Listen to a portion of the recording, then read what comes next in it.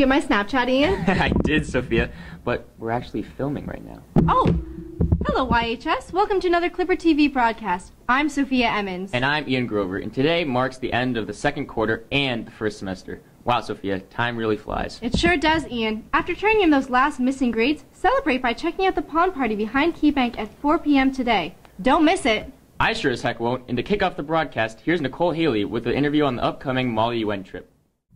Thank you, Ian. I'm here with the two head delegates of the Model UN, Connor and Daniel. Thank you for talking to me today.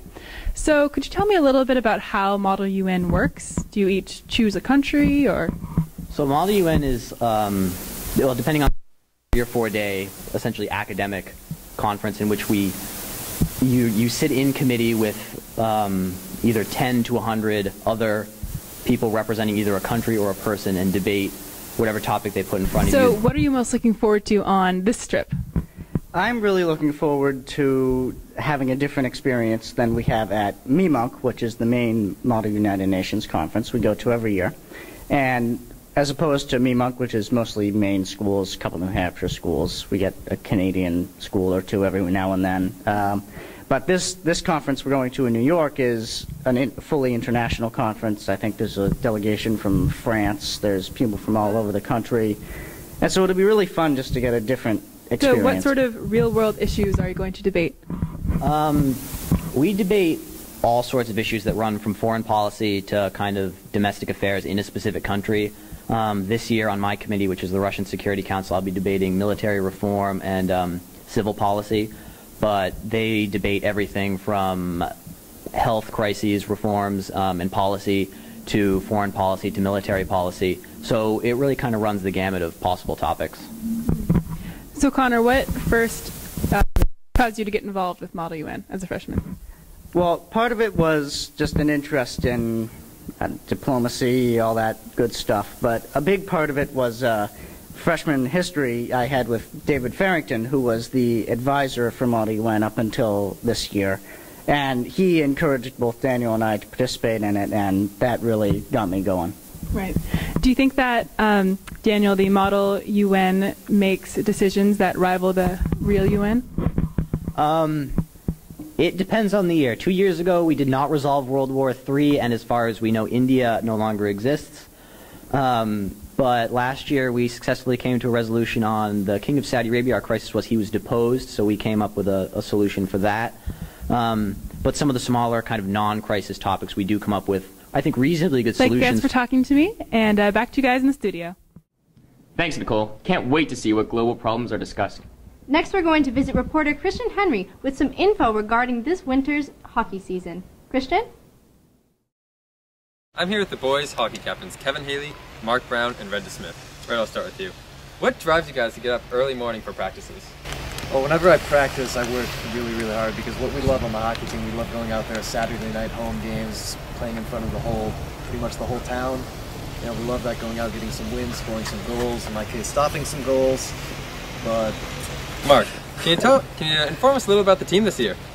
Yeah, the team's great this year. We got some great underclassmen that are filling their roles. The senior leaders are really taking care of it, and the chemistry is unbelievable. So it's a lot of fun, and I hope it ends well.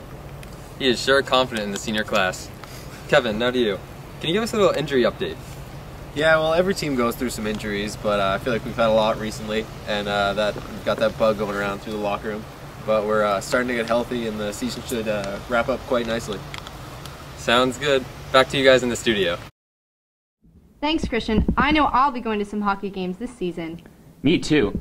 And next, Carlene Shaw has an interview with Yarmouth's reigning Poetry Out Loud champion, Amelia French. Carlene? I'm here with Amelia French, the winner of this year's Poetry Out Loud competition. So Amelia, why did you choose the poems you recited? Well, I chose Duende because I liked the length and I really wanted to challenge myself with memorizing a poem. And I loved the word choice in onions, and so that really appealed to me. So you were in the top 3 in the competition last year, right? Mm-hmm. So how did you learn from last year's competition? Well, last year I really let it get to my head and I got really, really nervous, and ultimately it's not worth it. And so you kind of just have to close yourself off during the competition and focus really, really on your own poems. So I think just keeping a narrow mind is how you do well. Exactly, so what's the next step? Well, the regional competition is the 13th of February, and so I have to pick a third poem to memorize, and you go to that competition, you do your 2 poems, and if you qualify, then you do your third. Great, okay. Back to you guys at the studio. Thanks, Carlene. Ian and I would like to take this opportunity to say congratulations to Amelia and all the competitors that recited last Thursday. Wonderful job, everyone. And Amelia, good luck in the next round. Continuing with the interviews, we have exchange student Clara interviewing math teacher Roberto Bordo with a Spanish twist. Clara, take it away. Gracias, chicos. Hoy estamos aquí con el señor Borda. Señor Borda, ¿le importa que le hagamos algunas preguntas? No, perfecto. Sigue. ¿Cuántos años lleva trabajando en este colegio? Déjame ver. Tengo trabajando en este colegio un total de 15 años. Y la forma en la que sé que son exactamente 15 años, cuento mis periodos de advisors. Cada advisor cuenta como 4 años. Tuve ya 3 advisor groups y estoy en mi cuarto, pero ya tengo 3 años con ellos. Entonces 15 años es que trabajo acá. Interesante. Usted enseña matemáticas, ¿verdad? ¿Verdad? Si pudiera enseñar otra clase, ¿qué clase sería? La verdad, si no pudiera enseñar matemáticas, preferiría no enseñar. En lugar de enseñar, preferiría viajar. ¿Como por ejemplo? Por toda Europa y aprender idiomas. España. Por supuesto. Buena comida. Ya tengo el español, entonces no hay problema con el español, pero quisiera aprender italiano, quisiera aprender francés, holandés. Sé un poco de alemán, así que sería muy lindo poder viajar por toda Europa y aprender idiomas. Muy interesante. Si usted pudiera tener un superpoder, ¿cuál sería? Eso es difícil. Déjame pensar. Si pudiera tener un superpoder, el superpoder que me gustaría tener es el de poder hacer sonreír a todo el mundo. ¿Cuál es su canción favorita? Mi canción favorita es Te mando flores de Fonseca y es una canción muy bonita. ¿Podría cantárnosla? La verdad no, porque si canto mi hija se enoja porque ella dice que no puedo cantar. Puedo bailar pero no puedo cantar. Puede bailárnosla si quiere. No, porque mejor no. Vale, bueno, es una pena. Muchas gracias, señor Borda, por estar hoy con nosotros. Un placer. Thanks, Clara. Now it's time for the always exciting student survey with Healy Mather. This week's question is, what would you do if you won the lottery? Let's see what the school has to say. Haley? What would you do if you won the lottery? I would travel around the world. I would buy all the brownie mixes in the world and eat them in one day. What would you do if you won the lottery? I would buy a life supply of chocolate. I would probably buy season's tickets to the Bruins. What would you do if you won the lottery? I would probably start my rap career and release a mixtape.